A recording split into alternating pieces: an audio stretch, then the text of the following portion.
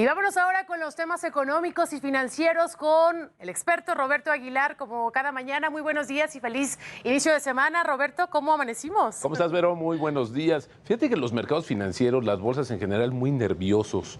Caray. Desde el fin de semana acrecentaron las protestas sociales y laborales en China Sí. contra las medidas de cero tolerancia que han implicado, ha tenido un gran costo económico, pero también social. Eso es lo que no hemos visto, yo creo, no hemos visualizado. Y esto, Vero, pues ha tenido una repercusión, como te decía, en los mercados, pero también en el tema de otros indicadores, como el caso del petróleo, que está perdiendo más de 3%, y hay que considerar que China es el principal consumidor de petróleo en el mundo. Así es que cualquier señal de que pueda afectar la demanda de este combustible o de esta materia prima, pues Nos tiene una impacta a implicación todos. de inmediato justamente en los precios. Y Claro. también el tema del resto de las materias primas, metales, por ejemplo, la moneda, el yuan alcanzó su nivel mínimo en 2 semanas. En fin, está generando mucho nerviosismo por lo que pudiera pasar, porque, ¿sabes qué, Vero? Esto ya lo vivió China. Claro. Cuando aplicó su política de cero tolerancia en una primera instancia, pues tuvo que cerrar y más de 20 millones de personas Sí, sí, sí. solamente en una población.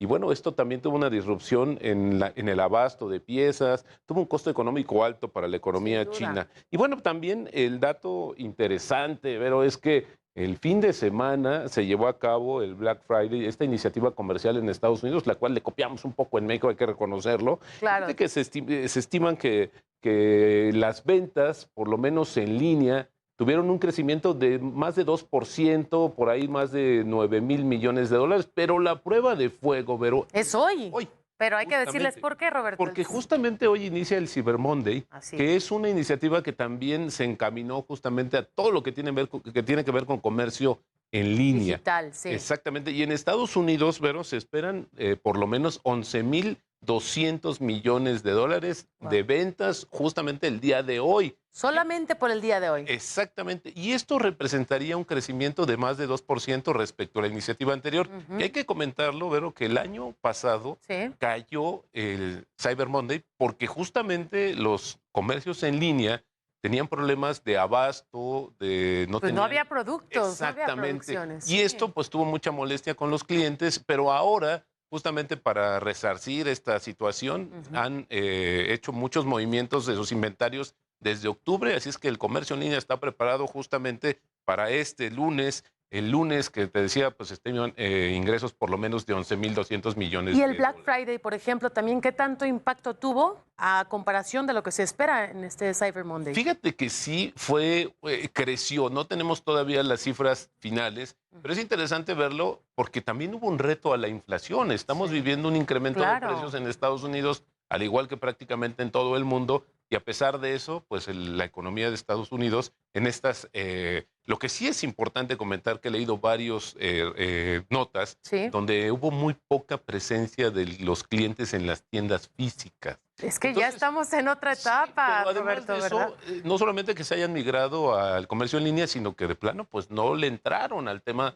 de las Mm, compras, porque hoy están cuidando más, uno, pues el tema del aumento de los precios, y dos, pero claro, también el incremento del costo del sin financiamiento. duda. Las tasas en Estados Unidos Claro. también están subiendo y esto pues tiene un poco más de cautela a los consumidores. Así es que esperaremos justamente las cifras y también nos deben todavía las que pasaron aquí en el Buen Fin, porque Está hoy muy claro no, todavía. todavía no está muy claro, pero porque también hay que entender, esta iniciativa de este año fue solamente 3 días. Mm, Y en las anteriores fueron más días porque no temas de teníamos pandemia. justamente, exacto, las limitaciones y se le acrecentó más el tema del comercio en línea. Pero Así al final del día vamos a ver cómo resultó este Buen Fin en México para equipararlo también con lo que son Estados Unidos. Yo diría que en general, Vero, hay más cautela del consumidor. Eso sí es un hecho, de repente, porque Pues algo aprendimos de la pandemia, ¿no? También, Roberto. y bueno, pues es Ser que más se cautelosos. encarece el costo Claro. justamente de nuestro financiamiento. Y te diría nada más, Vero, que el Sí. tipo de cambio cotizando justamente en 19.30, sí, muy ajeno a esta situación de preocupación en los mercados financieros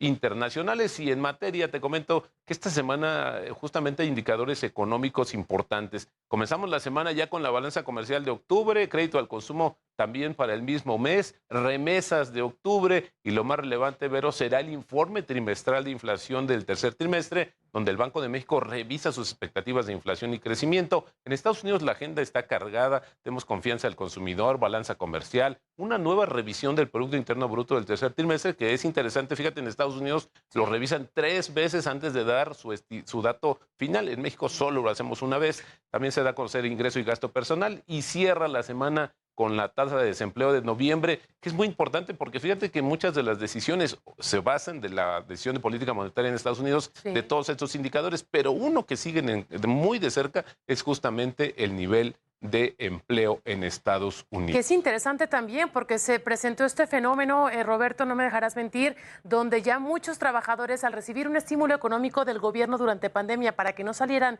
de sus hogares, pues dejaron de trabajar. Hoy platicas con empresarios estadounidenses que tienen negocios, restaurantes y dicen, no tenemos empleados, la gente ya pues como que se acostumbró, no quieren trabajar, es más fácil pues recibir este estímulo del gobierno y quedarse en casa. Y esto es importante que lo comentes, porque justamente con esta ausencia de la mano de obra, lo que sube son los salarios y esto tiene un impacto inflacionario. Claro. Tú tienes hoy que pagarle o ofrecerle más dinero a alguien para que se contrate contigo y esto te decía, pues tiene una repercusión importante. Por eso se miden muy de cerca no solamente el nivel de empleo, sino también cuánto ganan, el salario promedio, en fin, tienen una mayor medición justamente en Estados Unidos y te decía, pues lo utilizan mucho para estas decisiones de política monetaria. También te comento que la ubicación geográfica de México, su política industrial y la agenda sustentable de sectores como el del acero, son factores que pueden impulsar el desarrollo del país en el contexto de la reubicación de las cadenas productivas.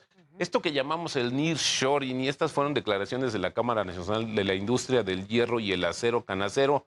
Y bueno, fíjate que este organismo dice que no se trata de un cuestionamiento menor, sino de que abre esta situación la oportunidad de México para llevar al país a una nueva era de desarrollo industrial de la mano de industrias clave, justamente como la acerera, que genera 6.5 millones de empleos y es la número 14 en el mundo, la industria acerera mexicana. Importantísimo, pero al final del día, Vero, también estas voces que coinciden que el nearshoring es la oportunidad de oro para la economía mexicana. Que para quienes no estén familiarizados, Roberto, hay que recordarles, pues es una especie de traer otras economías o hacer alianzas con otros países. Sí, es esta reestructura, esta reubicación de las cadenas productivas que hoy Estados Unidos, con la experiencia de la pandemia, las quiere tener más cerca, las quiere tener en casa, por así decirlo. Por eso el presidente Biden ha impulsado una política para que más empresas regresen a Estados Unidos a ampliar su capacidad productiva, que se lo llevaron a Asia, y también eso va a beneficiar a México justamente por la cercanía geográfica. A eso se le conoce como el nearshoring, y eso es lo que está ocasionando, por ejemplo, los datos que dio a conocer el presidente ayer en su informe, justamente que la inversión extranjera directa ha crecido mucho justamente por esta tendencia internacional. Muy bien, bueno, pues Roberto, como cada mañana, muchas gracias por esta información. Nos falta el tema de Argentina. Por eso digo que todavía no terminamos. A ver, rapidito para... Rápidamente, donde sí le ganamos a Argentina, fíjate, en los niveles de inflación. En el fútbol, digamos que no Argentina hay mucho que decir. Reportó 88% de tasa anual justamente de su inflación. Nosotros el 8% no es consuelo, pero ahí por lo menos sí le ganamos. Bueno, pues ahí está ese dato importante. Muchas gracias, Roberto Aguilar. Al contrario, Vero, muy buenos días y las finanzas nos harán libres. Gracias. Vamos ahora a conocer cómo están operando los indicadores financieros más importantes del mundo. Los precios del petróleo continúan a la baja ante las preocupaciones del tope a los precios del crudo ruso propuesto por el G7. Así, el Brent cayó 2.08% para venderse en los $83.63 por barril. Mientras el crudo estadounidense West Texas se cotizó en los $76.28, una baja del 2.12%. Por su parte, la mezcla mexicana de petróleo perdió 3.45% para ubicarse en los $71.69 por barril. La tasa de interés interbancaria del Banco de México se ubica en 10.27%, mientras que los CETES a 28 días alcanzan el 9.70%. En cuanto al tipo de cambio, el dólar se vende en los 19 pesos con 82 centavos, el euro se ubica en 20.14, mientras que la libra se cotiza en los 23.35 centavos. En el mercado bursátil, la Bolsa Mexicana de Valores cerró operaciones con una baja del 0.60%, el Standard & Poor's perdió 0.03%, mientras que el Nikkei cae 0.42%. Durante la jornada pasada, las emisoras que más ganaron en el mercado accionario mexicano fueron Sitios Latinoamérica con 8.78%, Grupo Mexicano de Desarrollo subió 5.63%, mientras que Fresnillo se incrementó 5%. Entre las empresas con mayores pérdidas se encuentran Industrias Peñoles con 7.26%, Procorp perdió 4.69%, mientras que Banco Azteca descendió 3.07%. Israel Morales, Heraldo Televisión.